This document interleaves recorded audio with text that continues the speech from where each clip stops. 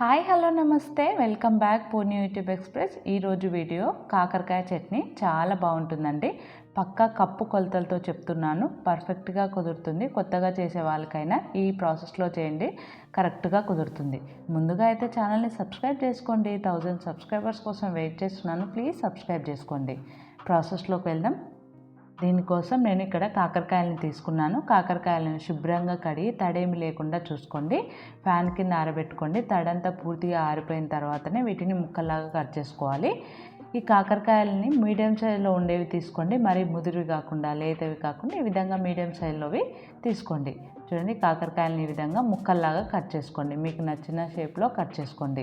ఇక్కడ ముక్క అనేది ఈ విధంగా మీడియం సైజులో ఉండాలి. కాకరకాయ ముక్క ఈ విధంగా మీడియం సైజులో కట్ చేసుకొని పెట్టుకోండి. ఇప్పుడు వీటిని ఎన్ని కప్స్ అవుతాయో మెజర్ చేసుకుందాం. ఇక్కడ ఏదైనా ఒక కప్పుని తీసుకొని ఎన్ని కప్స్ అవుతాయో చూద్దాం. ఇక్కడ నాకు ఈ కప్పుతోని 2 కప్పుల కాకరకాయలు అయ్యాయి. ఈ కప్పుతోని మిగతా వాటిని కూడా మెజర్ చేసుకోవాలి. ఇప్పుడు నాకు 2 కప్పుల కాకరకాయలు అయ్యాయి కదా, ఈ 2 కప్పుల కాకరకాయలకు 1/2 కప్పు చింతపండు అనేది సరిగ్గా సరిపోతుంది. ఈ చింతపండులో నుంచి తొక్కలు నారలు ఏమున్నా తీసుకొని ఇలా శుభ్రం చేసి పెట్టుకోండి. ఇప్పుడు ఈ చింతపండులోకి మరుగుతున్న నీళ్ళను పోసుకోవాలి. బాగా వేడయి మరుగుతూ ఉన్న నీళ్ళను చింతపండు మునిగేంత వరకు పోసుకోండి. చూడండి, చింతపండు మునిగేంత వరకు పోసుకొని ఈ చింతపండు నానుతుంది, పక్కకు పెట్టుకోండి. ఇప్పుడు స్టవ్ వెలిగించుకొని ఒక కడాయి పెట్టుకొని 1/2 టేబుల్ స్పూన్ మెంతులు, 2 టేబుల్ స్పూన్ల ఆవాలు, 1 టేబుల్ స్పూన్ జీలకర్ర వేసుకొని ఇవి స్టవ్ని లో టు మీడియం ఫ్లేమ్లోనే పెట్టుకొని మంచిగా దోరగా ఫ్రై అయ్యేంత వరకు ఫ్రై చేసుకోవాలి. ఈ విధంగా ఫ్రై అయిపోయిన తర్వాత పూర్తిగా చల్లారాక వీటిని ఒక మిక్సీ జార్లోకి తీసుకోండి. మిక్సీ జార్లోకి తీసుకొని మెత్తని పొడిలాగా మిక్సీ పట్టుకోండి. చూడండి, ఈ విధంగా మెత్తని పొడిలాగా మిక్సీ పట్టుకోండి. ఇప్పుడు ఈ పొడిని ఒక బౌల్లోకి తీసుకొని అదే మిక్సీ జార్లో మనం చింతపండు నానబెట్టి పెట్టుకున్నాం కదా, దాన్ని మిక్సీ జార్లోకి వేసుకోండి. నీళ్ళతో సహా జార్లోకి వేసుకొని దీన్ని మెత్తని పేస్ట్ లాగా మిక్సీ పట్టుకోండి. చూడండి, చింతపండు అనేది మెత్తగా మిక్సీ పట్టుకున్నాం కదా, ఇప్పుడు ఈ చింతపండు పేస్ట్ని పక్కకు పెట్టుకోండి. ఇప్పుడు స్టవ్ వెలిగించుకొని ఒక కడాయి పెట్టుకొని దాంట్లోకి 2 కప్పుల నూనెను వేసుకోండి. ఏ కప్పుతో అయితే మనం కాకరకాయ ముక్కలు కొలుచుకున్నామో అదే కప్పుతో 2 కప్పుల నూనె అనేది కరెక్ట్గా సరిపోతుంది. 2 కప్పుల కాకరకాయ ముక్కలకు 2 కప్పుల నూనె అనేది పర్ఫెక్ట్గా సరిపోతుంది. ఇప్పుడు దీంట్లోకి మనం కట్ చేసి పెట్టుకున్న కాకరకాయ ముక్కల్ని వేసుకోండి. స్టవ్ అనేది మీడియం ఫ్లేమ్లో పెట్టుకొని కాకరకాయ ముక్కలు కొద్దిగా కలర్ మారి ముక్క అనేది కొంచెం మెత్తబడేంత వరకు ఫ్రై చేసుకోవాలి. మరీ క్రిస్పీగా అయ్యేంత వరకు ఫ్రై చేసుకోవద్దు.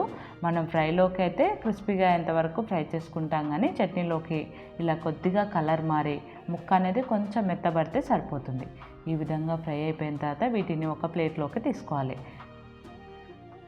ఇదే విధంగా మిగతా ముక్కలని ఒక ప్లేట్లోకి తీసుకొని అదే ఆయిల్లోకి 1/2 టేబుల్ స్పూన్ జీలకర్ర, ఒక 7-8 వెల్లుల్లిని పొట్టుతో సహా కొంచెం దంచి వేసుకోండి. అలాగే ఇందులోకి ఒక 3-4 ఎండుమిర్చిని వేసుకొని ఈ వెల్లుల్లి అనేది కొంచెం కలర్ మారి కొద్దిగా ఫ్రై అవ్వాలి. ఇవి కొద్దిగా ఇలా ఫ్రై అయిపోయిన తర్వాత ఇందులోకి మనం మిక్సీ పట్టుకున్న చింతపండు పేస్ట్ ఉంది కదా, దాన్ని వేసుకోండి.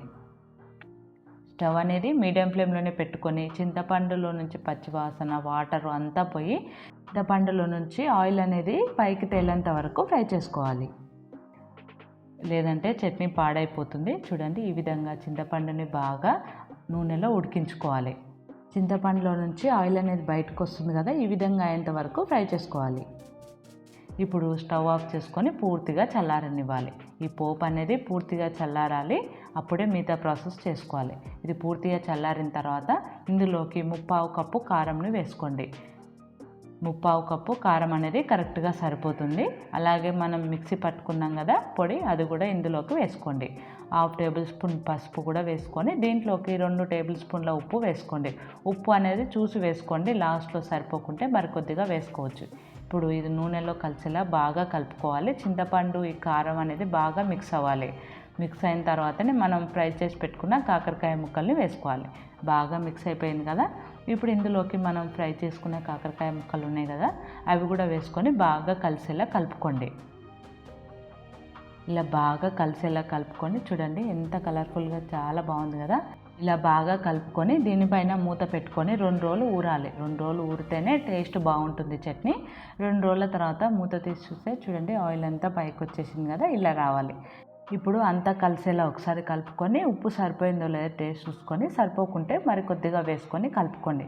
ఇప్పుడు దీన్ని ఒక గాజు సీసాలో కానీ ప్లాస్టిక్ డబ్బాలో కానీ పెట్టుకొని ఫ్రిడ్జ్లో పెట్టుకుంటే 7-8 నెలలు ఉంటుంది. బయట అయితే 3-4 నెలలు ఫ్రెష్గా ఉంటుంది. మరి ఈ వీడియో మీకు అర్థమైంది అనుకుంటున్నాను. నచ్చితే లైక్, షేర్, సబ్స్క్రైబ్.